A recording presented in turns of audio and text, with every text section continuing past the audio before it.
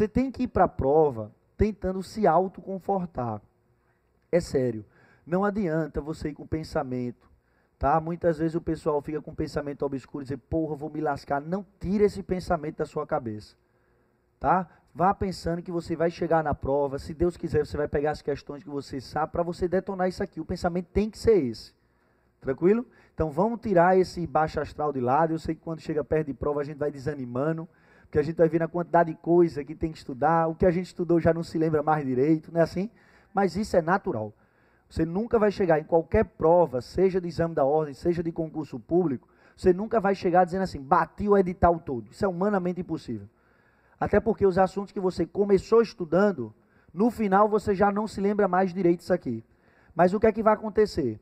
Às vezes você não se lembra do assunto quando você quer puxar ele pela sua cabeça. Mas às vezes quando cai numa questão, aí você diz, eita porra, eu me lembro disso aqui.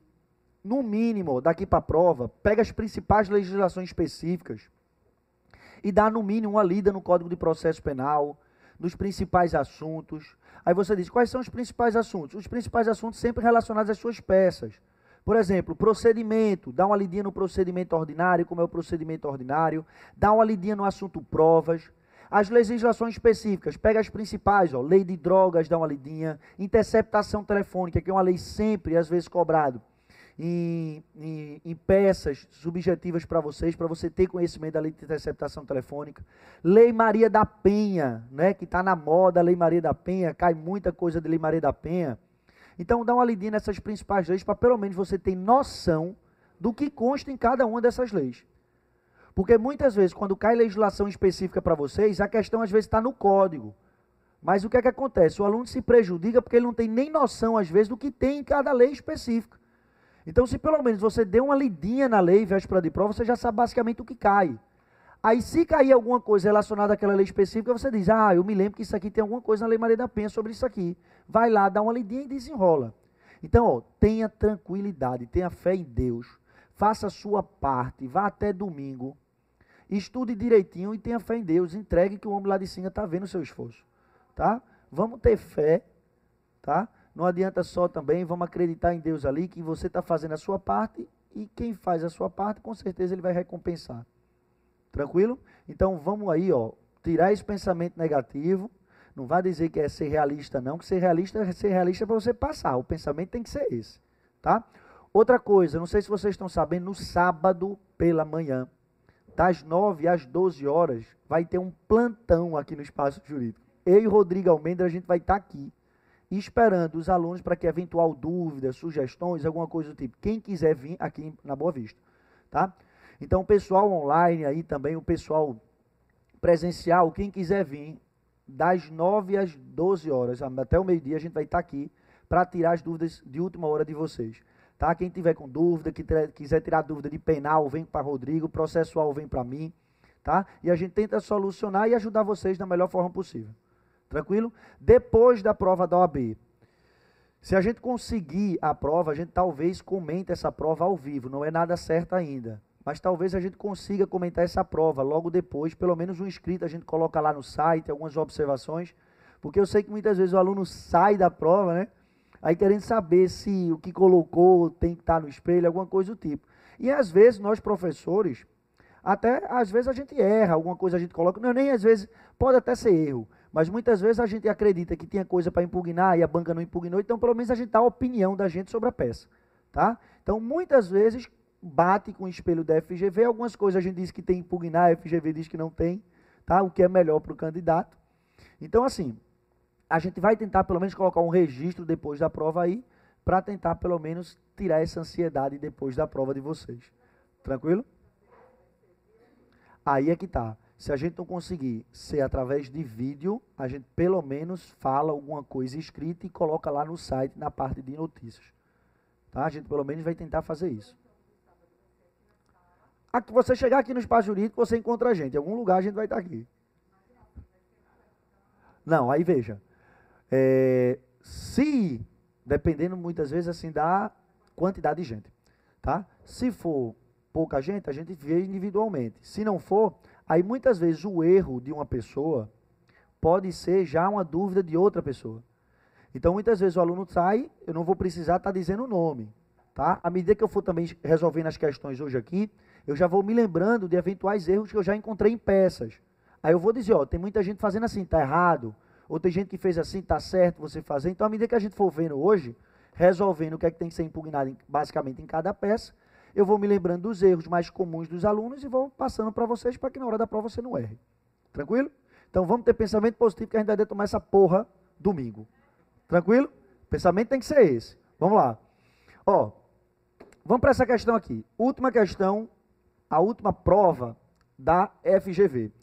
Minha gente, se vocês pararem para analisar, tem uma coisa boa para vocês. Eu diria para vocês que as 4 últimas provas da FGV foram fáceis. As 4 últimas foram fáceis.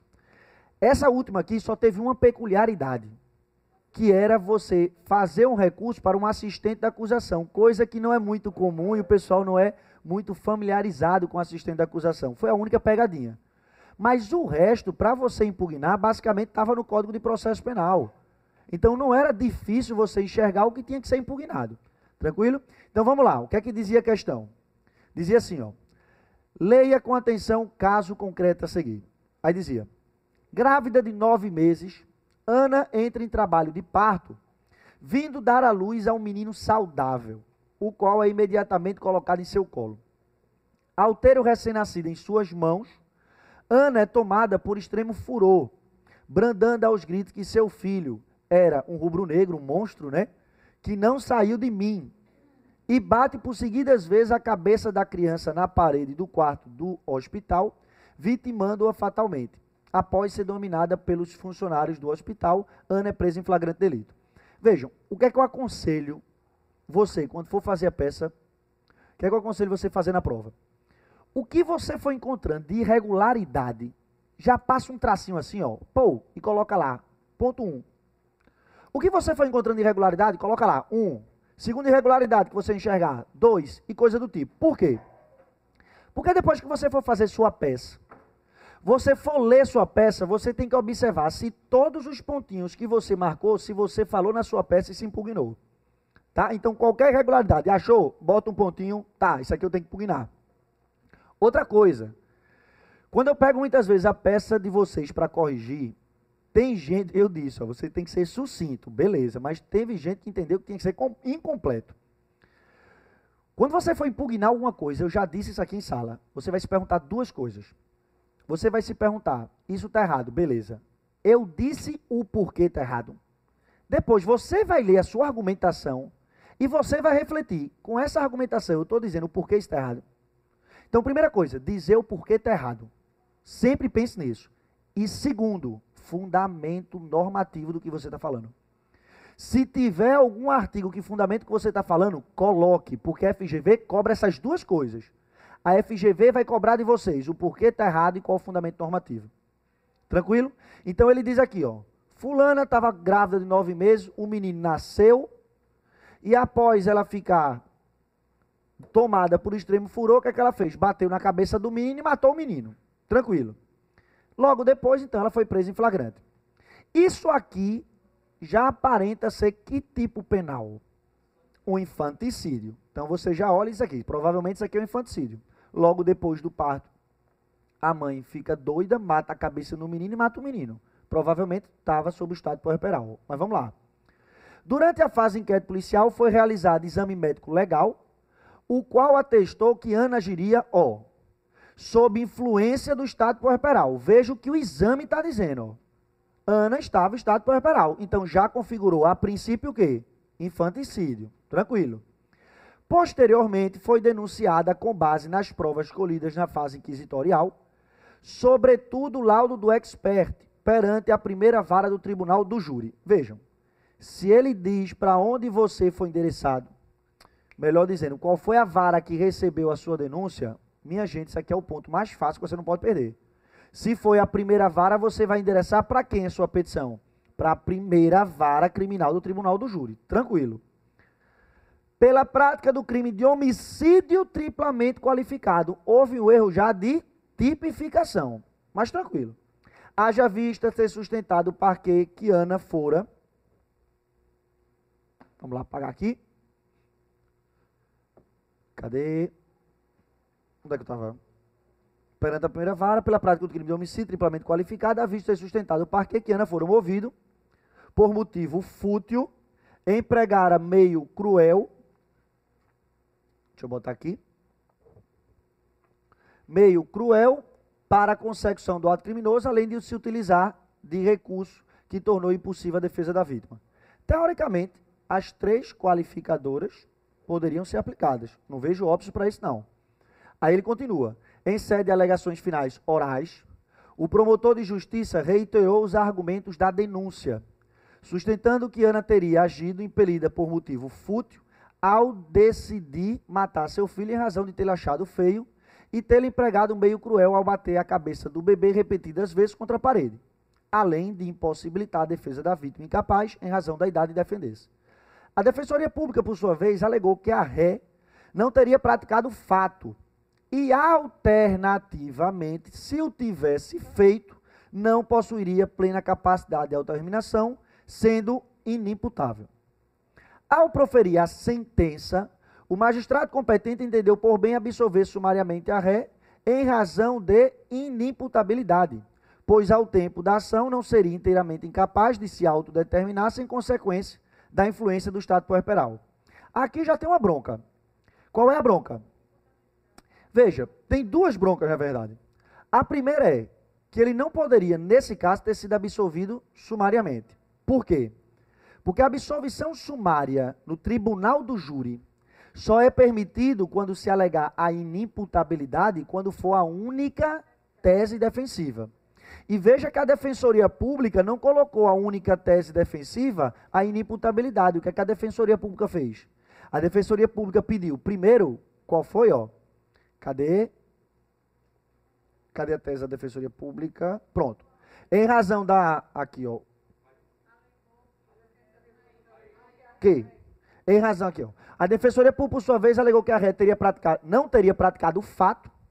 Então, na verdade, ele apresentou uma tese negativa de autoria e também apresentou uma tese de inimputabilidade. Já não cola.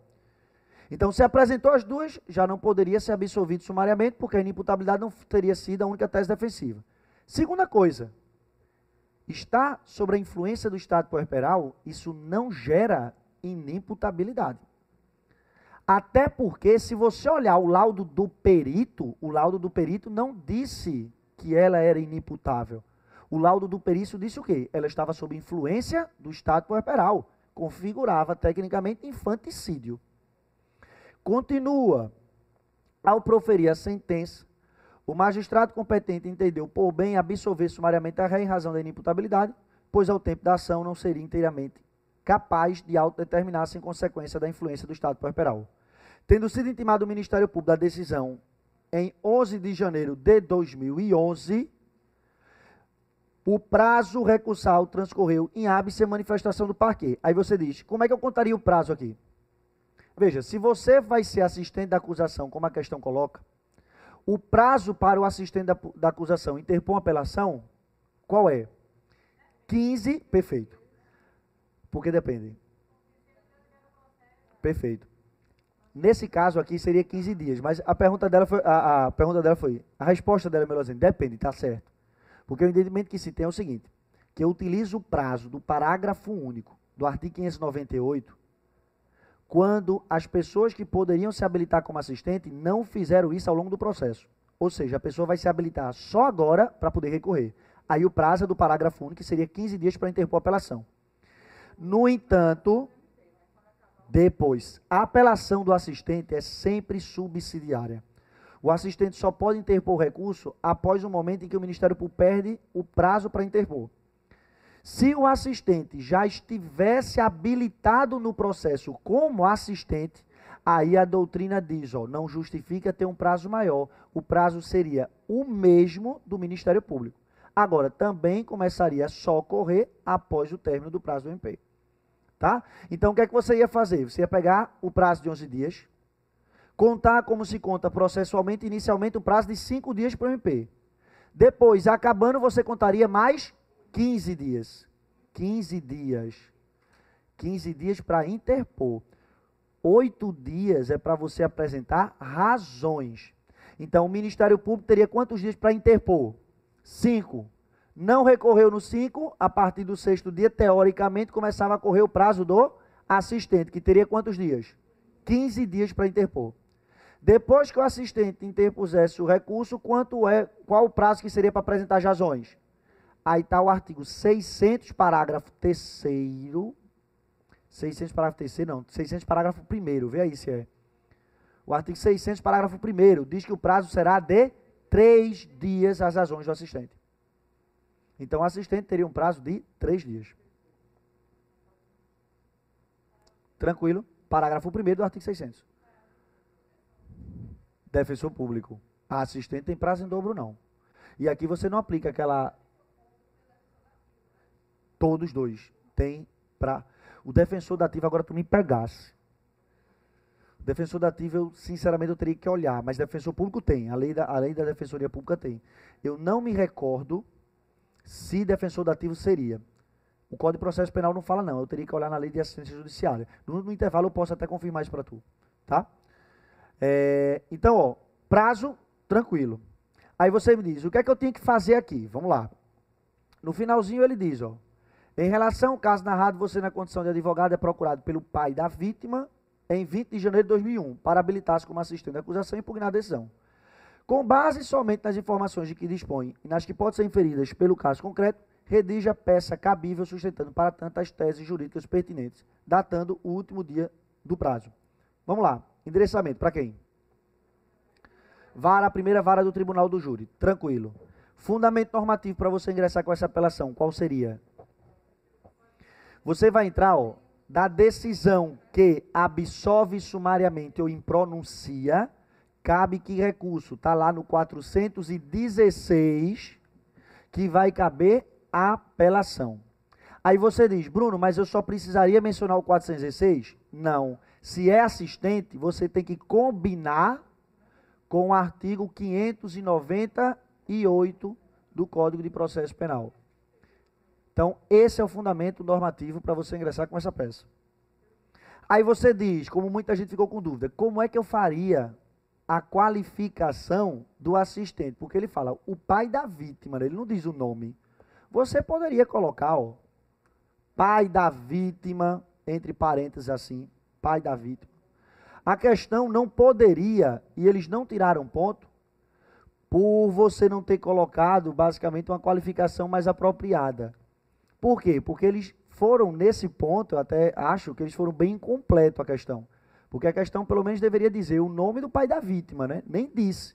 Então, você poderia colocar, entre parênteses assim, pai da vítima, genitor da vítima, e aí fazia uma qualificação completa, ou colocaria lá nacionalidade, estado civil, profissão, residente domiciliar da rua tal, e aí pronto. Só não vá criar, pelo amor de Deus, porque a questão mesmo no finalzinho disso, baseado no que se tem na questão. Tem gente que começa a dar, às vezes, qualificação, ajudante de pedreiro, não sei o quê, pelo amor de Deus. Né?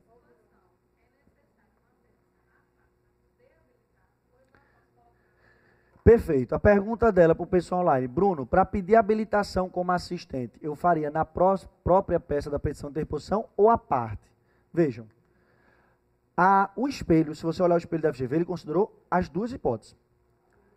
Eu indicaria, se você se cair novamente um assistente da acusação, eu indicaria que na própria petição de interposição você já pedisse habilitação. Por quê? Porque você ganha tempo. Teve gente que na prova colocou uma petição de habilitação, uma petição de interposição e razões. Estaria certo do mesmo jeito. Agora, você perderia muito mais pontos.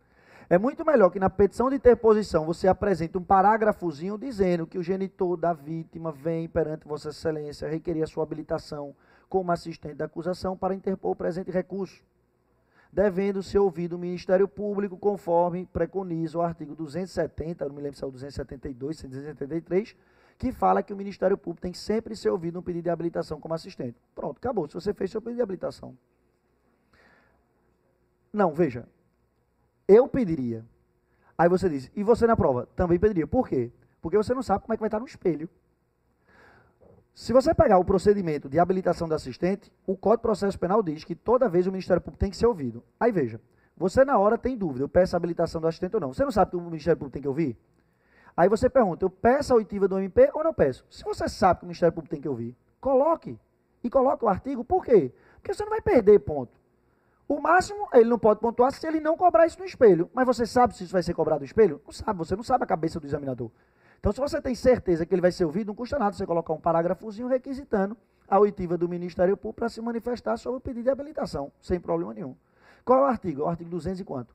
270 e 272, não é isso? O 272 diz que o Ministério Público será previamente havido no pedido de habilitação do assistente.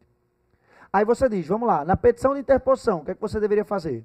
Colocar o fundamento normativo, que a gente já viu, fazer um pedido de habilitação como assistente, que poderia, como a colega disse aqui, fazer na petição de interposição ou numa petição à parte. Mas é preferir que você já faça na petição de interposição, porque você já ganha tempo, você não precisa redigir outra peça. Tranquilo, nas razões, o que é que vocês impugnariam? Bora lá. O que é que iria impugnar nas razões? Bora. Primeiro, a principal tese, qual seria? Que ele não poderia ter sido absolvido sumariamente. Por quê? Porque a absolvição sumária por inimputabilidade só poderia se fosse a única tese defensiva, e não foi a única tese defensiva. Teve negativa de autoria. Segunda coisa importante, o que é que você alegaria? Perfeito, como a gente já disse aqui anteriormente, o estado puerperal não significa dizer que ela seria considerada inimputável, ou seja, ela ao tempo da ação ou omissão não poderia dizer que devido ao estado puerperal dela, ela não tinha consciência do que ela estava fazendo. Então você poderia até dizer que não poderia ela ser absolvida sumariamente, porque estado puerperal não significa inimputabilidade. Vamos lá, tem mais alguma coisa para fazer? Os pedidos, como é que você pediria isso aqui? Você vai pedir o quê? O que é que você vai pedir? Cuidado, olhe, teve gente que pediu condenação, você não vai pedir condenação. Por que você... Perfeito, porque a fase do júri ela tem duas fases. Teve gente que pediu na peça, e está errado, pediu a reforma da absolvição sumária para condenar, o juiz não vai condenar. O que você tem que pedir é que o juiz reforme a decisão para pronunciar, porque o juiz vai submeter o réu ao tribunal do júri, para lá saber se ele vai ser condenado ou não. Então, o pedido aqui não seria de condenação. Muita gente fez pedido de condenação aqui. Não. Você vai pedir a reforma da decisão para pronunciar. Em que termos? Aí a banca aceitou duas hipóteses. Você pedir a pronúncia nos termos da denúncia, ou seja, homicídio triplamente qualificado, o que eu acho errado colocar assim. Por quê? Porque não houve homicídio triplamente qualificado, foi infanticídio, mas a banca considerou. E por que considerou? Porque pensa, tu tá na qualidade de acusação, porra. Se tu tá na qualidade de acusação, tu tem que pedir o pior pro cara. Geralmente é assim. Aí a banca considerou isso como correto. Mas tecnicamente houve o quê? Infanticídio. Aí a banca colocou no espelho que aceitaria se você pedisse a pronúncia nos termos da denúncia ou, no mínimo, nos termos do infanticídio. Aí você, na hora da prova, você tem dúvida. Poxa vida, eu peço a pronúncia nos termos do homicídio ou nos termos do infanticídio? Como é que você faz para se livrar? Peça as duas. Peço o pior, excelência, eu quero a pronúncia pelo crime de homicídio.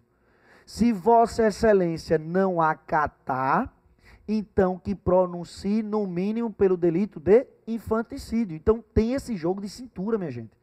Se na hora da prova você achar que não sabe se deve impugnar aquilo ou não deve impugnar, eu já disse, o que abona não prejudica.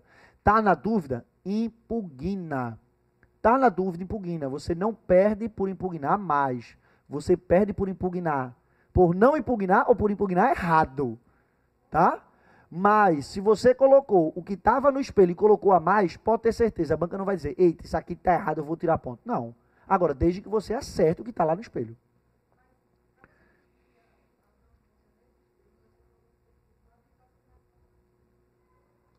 Não, aí você teria que dizer, a princípio você teria que expor que houve, tecnicamente falando, o crime de infanticídio. Aí no pedido você pediria que fosse pronunciado pelo crime de homicídio, ou caso Vossa Excelência assim não entenda, desclassifique pelo crime de infanticídio. Mas no mérito, com certeza, você deveria pelo menos colocar um parágrafozinho explicando que tecnicamente não teria ocorrido um homicídio, porque você quer, na fundamentação, porque queira ou não queira, você mostraria conhecimento para a banca. Porque o examinador, quando pegar o examinador, ia ler e ia dizer, não, ele sabe que aqui não houve homicídio. Mas no final você não sabe. Vamos imaginar a prática. Você sabe o entendimento do juiz? Você está pedindo a desclassificação. Mas você não sabe se ele vai desclassificar. Então você faz a observação no fundamento, mas coloca lá que requer, caso Vossa Excelência assim entenda, a pronúncia pelo crime de homicídio. Caso não entenda dessa forma, que desclassifique e pronuncie pelo crime de infanticídio. O pedido principal é reforma para pronunciar, com certeza. Não precisa tecnicamente você pedir para desclassificar. Bastaria você colocar um parágrafo demonstrando conhecimento para a banca no mérito. Não, no pedido, se você já explicou tudo no mérito, no pedido basta você concluir. O pedido é a conclusão. Aí já é outra coisa. Porque o que muita gente faz é chegar no pedido, desenvolver o tema todo novamente. Não é necessário. Não é necessário. Agora, também não deixa um pedido, tá, sem muita lógica. Porque o que é que acontece? Às vezes o aluno chega na fundamentação, desenvolve todos os textos, aí explica não sei quantas teses defensivas. Aí ele diz, requer a condenação dos modos afirmados na fundamentação. Não, um pedido desse aqui está incompleto. Você não precisa desenvolver toda a fundamentação normativa, mas pelo menos diga em que termos você quer a condenação, em que termos você quer a pronúncia, porque você quer a pronúncia, mas a pronúncia em relação a que crime? Qual foi o crime praticado por ele? Está dando para entender? Então não precisa você, no pedido, repetir toda a fundamentação normativa, mas pelo menos faça um pedido sucinto e claro, em que ele possa compreender quando lê que você apresentou tudo aquilo ali na tese da fundamentação, sem problema nenhum. Tá? Bom, tinha mais alguma coisa para impugnar? Não. Né?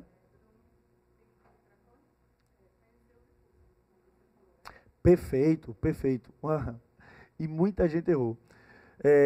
Outra coisa, apesar de até hoje, nos espelhos da FGV, ela não ter cobrado esse conhecimento de vocês, não ter tirado ponto por isso, você sempre, quando for formular um recurso, eu sempre peço para que você, no pedido, peça primeiro, para que o órgão jurisdicional que vai julgar o mérito, primeiro ele conheça o seu recurso.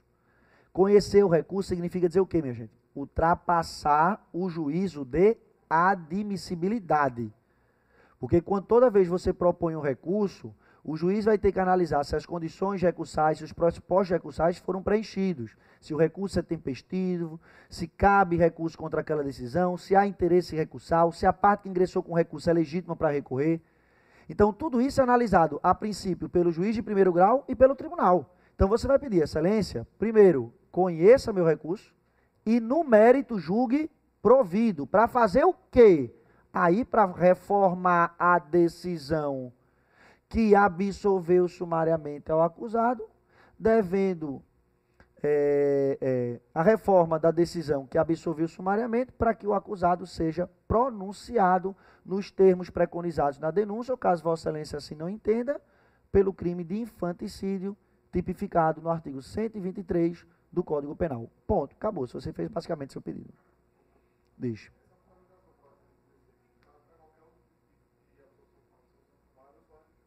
Veja, a princípio aqui ele está no procedimento do júri, né? Aí você diz, e se ele absolveu sumariamente? Se for em outro procedimento, veja, em outro procedimento, eu diria para você fundamentar o 416. Tu me pegasse agora, o 416 é procedimento do júri e absolvição sumária. 415 não, 415 ele fala das hipóteses de absolvição sumária no júri. 416 ele fala que cabe apelação da decisão que impronuncia ou absolve sumariamente. Eu acredito que você pode até aplicar isso aqui subsidiariamente, aplicado, porque você não tem outro artigo do Código de Processo Penal que diz. Então você poderia até colocar isso aqui também. Ou se não, o que é que eu indico para você fazer? Ó, você coloca 416 e coloca o que a banca colocou no espelho. Você sempre vai fundamentar isso aqui também, ó. 593, inciso 1. Não, mas o 416, ele fala das hipóteses de absolvição sumária no júri, que é o caso da peça. Mas se você pegar o espelho dessa peça, ele aceitou também que o aluno fundamentasse no 593, inciso 1. Então, se você pega uma hipótese de absolvição sumária que é fora do júri, eu aconselho você a fundamentar nesse artigo aqui, 593, inciso 1. Porque se você pegar, ele vai dizer, cabe apelação